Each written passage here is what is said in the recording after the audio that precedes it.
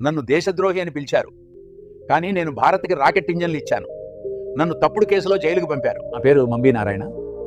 1966లో నేను ఒక ఇస్రో శాస్త్రవేత్తని. రాకెట్ ఆకాశంలోకి వెళ్ళాలంటే దానికి గుండె లాంటి ఇంజిన్ అవసరం. దాన్ని క్రయోజనిక్ ఇంజిన్ అంటారు.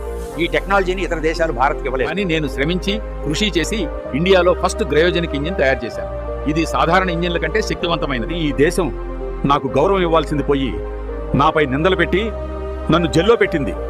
నా జీవితంలో ఎన్నో సంవత్సరాలు కఠిన పరీక్షలతో గడిచాయి, కానీ సత్యం ఎప్పటికీ గెలుస్తుంది.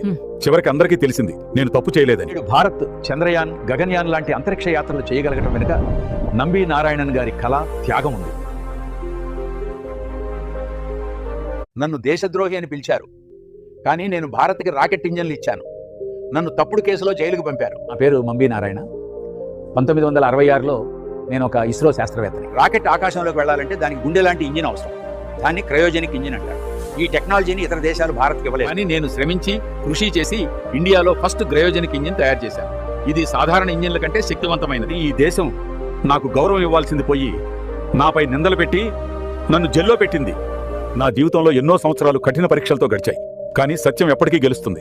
చివరికి అందరికీ తెలిసింది నేను తప్పు చేయలేదని. నేడు భారత్ చంద్రయాన్, గగన్యాన్ లాంటి అంతరిక్ష యాత్రలు చేయగలగటం వెనుక నంబి నారాయణన్ గారి కళ, త్యాగం ఉంది.